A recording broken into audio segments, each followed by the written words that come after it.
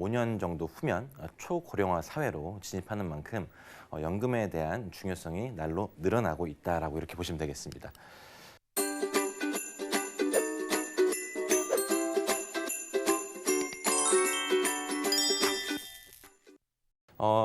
2018년도 우리나라의 고령화 사회로 진입을 했습니다. 고령화 사회 진입에 대한 이 기준은 65세의 고령 인구가 총 인구수의 14%가 넘는다면 고령화 사회로 진입을 하게 되고요.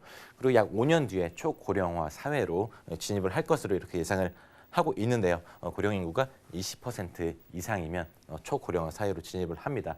그렇기 때문에 이제 연금에 대한 중요성이 굉장히 늘어남으로 인해서 정부에서도 연금 활성화 정책을 발표했다라고 이렇게 보시면 되겠습니다. 자, 지금 노후 준비가 국민들이 많은 노후 준비가 대체적으로 되지 않고 있는 그런 통계도 있는데요. 국민의 50% 이상이 노후 준비가 아직 미흡하다라고 이렇게 통계 결과 이렇게 발표를 했고요. 노후 준비가 아주 잘된 그리고 잘된 퍼센테이지가 10%도 채 안 되고요. 보통에서 전혀 안 한까지가 굉장히 높습니다. 거의 80% 넘는 거의 90%에 육박하는 그런 인구가 노후 준비가 대체적으로 되지 않고 있다라고 보시면 되겠습니다. 자, 그리고 OECD 권고 수준인 70%에서 80% 정도의 연금 소득 대체율이 우리나라 같은 경우에는 40%도 채 못 미치는 39.3%로 연금에 대한 중요성이 굉장히 늘어나고 있다라고 보시면 되겠습니다. 자, 그럼 연금에 대한 이 내용을 설명을 좀 해드렸는데 연금을 받을 수 있는 그런 것들이 어떤 것들이 있는지 좀 알아보시죠. 첫 번째로는 우리나라에 대표적으로 많은 분들이 대표적인 많은 퍼센테이지를 갖고 있는 부동산입니다. 자, 부동산 주택연금인데요.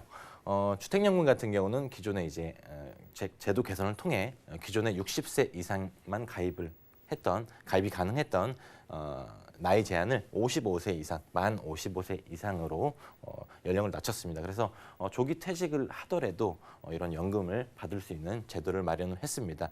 그래서 부부 중에 연장자 기준으로 55세 이상이면 가입을 할 수 있다라고 이렇게 보시면 되겠습니다.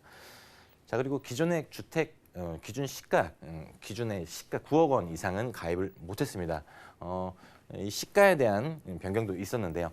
주택 가격 시가를 시가에서 공시 가격으로 변동을 했습니다. 기존에는 이제 시가에 9억 원 이상이면은 가입을 못했었는데 이제 공시가 9억 원 이하로 이렇게 제도 변경을 통해서 조금 더 높은 주택 가격을 갖고 있더라도 주택연금을 들 수 있도록 이렇게 제도 개선을 통해서 변경을 했습니다. 자, 그리고 기존에 이제 단독 주택 또는 다가구 주택 그리고 주거용 오피스텔 같은 경우는 가입이 안 됐었는데요. 자, 이제는 전세를 준 단독 그리고 다가구 주택 그리고 주거용 오피스텔까지 주택연금을 가입하도록 이렇게 제도를 개선했습니다. 그렇기 때문에 이렇게 기존에 있는 오피스텔을 갖고 계신 분들 또는 이제 다가구 단독 주택을 갖고 계신 분들도 가입을 할 수 있으니까요. 이 점을 꼭 참고해 주시고요.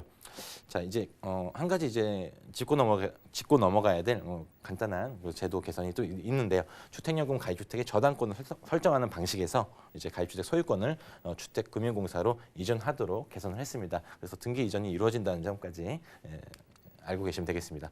자, 그리고 나머지 세 가지가 또 추가로 개선이 됩니다.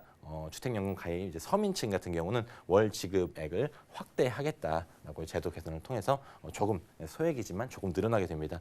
예를 들어서 이제 75세 1억 1천만 원 정도의 주택을 갖고 계신 분이라면 기존에 45만 원에서 48만 원으로 늘어나는 소량이지만 늘어나는 이런 서민층에 대한 개선 사항이 있었고요.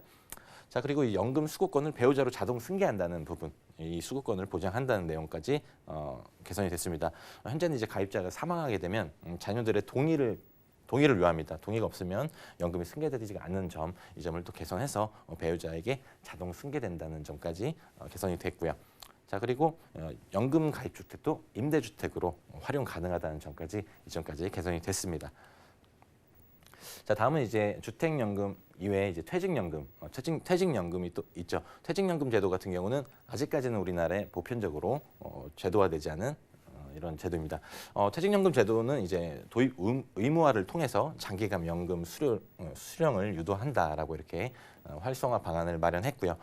일정 규모 이상의 기업부터 이제 퇴직연금 도입이 단계적으로 의무화됩니다. 그렇기 때문에 앞으로는 이제 퇴직연금을 일시불로 받는 것보다는 이제 연금 도입으로 단계적으로 일정 금액을 월로 받는 이런 연금으로 단계적으로 이제 바뀔 것으로 예상을 할 수가 있겠고요. 그리고 중소기업 그리고 영세기업에 대해서도 이런 퇴직연금 기금 제도를 도입해서 확대해 나가겠다라고 발표를 했습니다. 자, 그리고 세금적인 혜택도 있습니다. 연금 수령 기간이 10년을 초과할 경우에는 연금 소득세율을 굉장히 하향 조정한다라고 이렇게 발표를 했고요.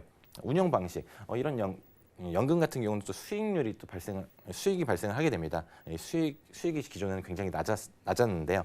자, 운영 방식 선택권을 확대해서 수익까지 늘어날 수 있도록 제도 개선을 했습니다.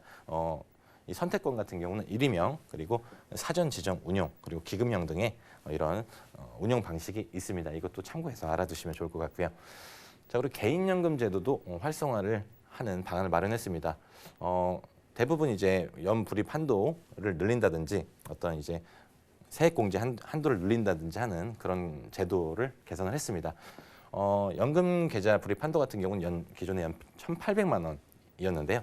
자, 지금 바뀐 개선안 같은 경우는 1,800만 원 플러스 ISA 만기 계좌 금액까지 더할 수 있게 되었습니다. ISA 계좌 같은 경우는 이제 개인 종합 자산 관리 계좌라고 이렇게 아시면 되겠고요.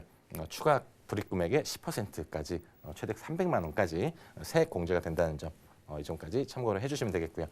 자, 그리고 50세 이상 장년층 개인연금 IRP까지 포함. IRP 같은 경우는 개인형 퇴직연금이라고 부릅니다. 이런 개인연금의 세액 공제 한도도 연 200만 원을 더 확대해서 지정 제도를 개선했다라고 보시면 되겠습니다.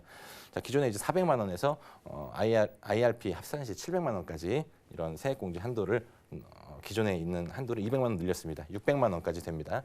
그래서 600만 원까지 합산 시 900만 원까지 이렇게 세액 공제가 된다는 점까지 체크를 하시면 되겠습니다.